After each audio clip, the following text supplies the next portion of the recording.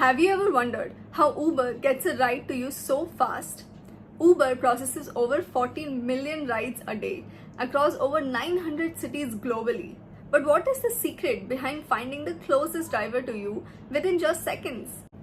Or think about Spotify. With over 100 million songs and 500 million users, Spotify finds the best song for you based on people who have a similar music taste. Hello everyone and welcome back to my YouTube channel. I am Selina, and in this week's video, we are going to understand the intuition behind K-nearest neighbors, a powerful machine learning algorithm that is responsible for finding things that are close to each other, like your next Uber driver or people with a similar music taste as you. We'll start by learning about the history and origin of K-nearest neighbors, followed by asking more and more complex questions to understand the depth of K-nearest neighbors. Then we'll solve a numerical to understand the mathematics behind KNN, and we'll wrap up with a Python implementation of KNN. So let's dive in. KNN can be traced back to the early 1960s, when pattern recognition work really began. And then in the 1980s and 90s, KNN was used heavily because of the increased amount of data and computational power of machines. But what is the definition of KNN, or K-nearest neighbors? So it is a simple and powerful machine learning algorithm that is used for tasks like classification and regression. And its basic idea is to find the label of a new data point based on what is the label of the neighbors that are surrounding this data point. Let us understand this with a simple real-life example.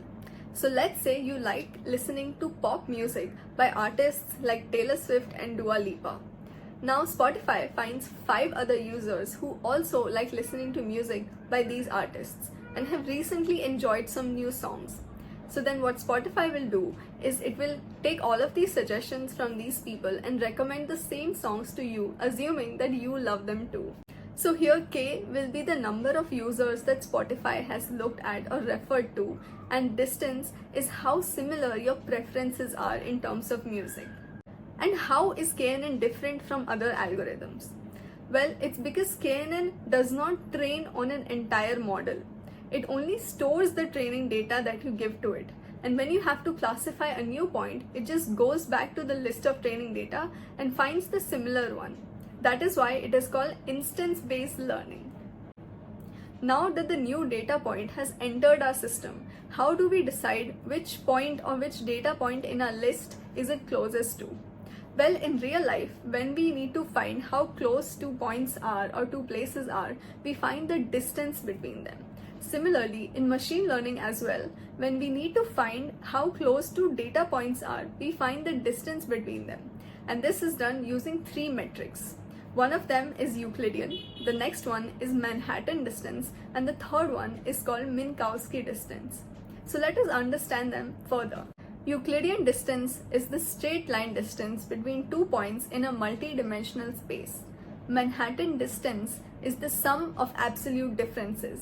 And Minkowski distance is nothing but a generalized form which includes both the Euclidean and Manhattan distances. But how do we know how many neighbors should we choose, or what is the value of K in our algorithm? So if the value of K is very small, then the model will become sensitive to noise. That is, if you add anything out of the box, it won't be able to predict it because it has been trained on very small data. And let's say if you take a very large number of K, like 10 or 20, then the model will become very generalized and it will miss out on the local patterns. So it is essential to find an optimum value of K that is not too large and not too small. What is a high dimensional space, and how does it affect the K-nearest neighbors algorithm? So a high dimensional space is when you have too many features or too many dimensions to your training data. Then it is known as a high dimensional space. For example, when you are selecting music preferences on Spotify, you consider many features. Some of them can be age, location, preferred time, and as these features go on increasing, you fall into a higher dimension space. And this leads to the curse of dimensionality.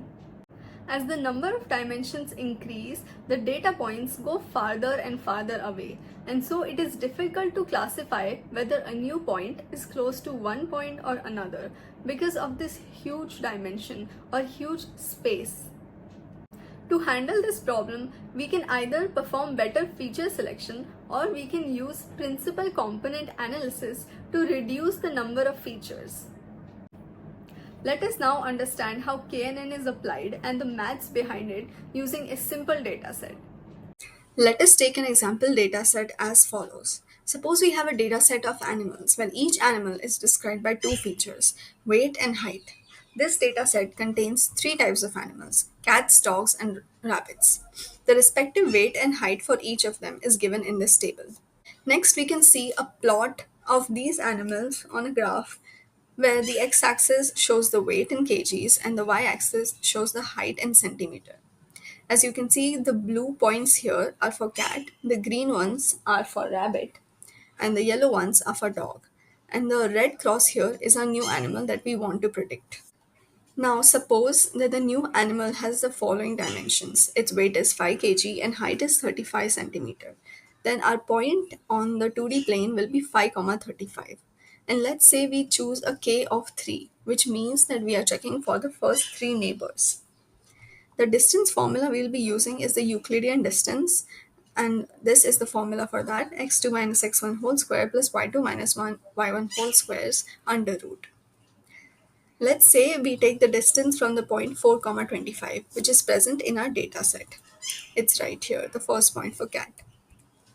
So the distance for this will be 5 minus 4 whole square, which is x2 minus x1 whole square plus y2 minus y1 whole square, that is 35 minus 25 whole square under root. And we get the value as 10.05. Similarly, we'll find the distances of the given point from all the other points in our dataset.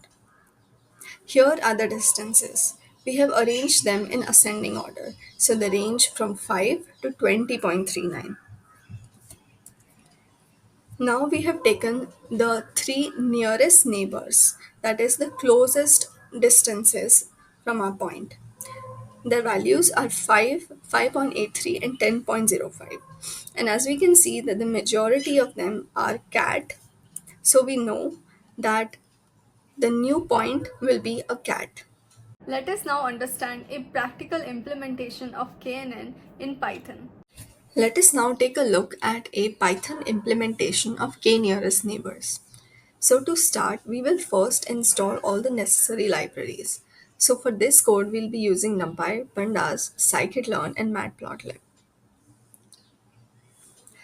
NumPy we'll be using for array operations. Similarly with Pandas, we'll be using Pandas for data frame manipulation, matplotlib for plotting, and everything else from scikit-learn will be for creating our model.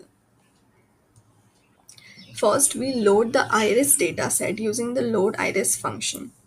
In the X array, we have the features like sepal length, sepal width, petal length, and petal width. And in the Y array, we'll have the labels for these.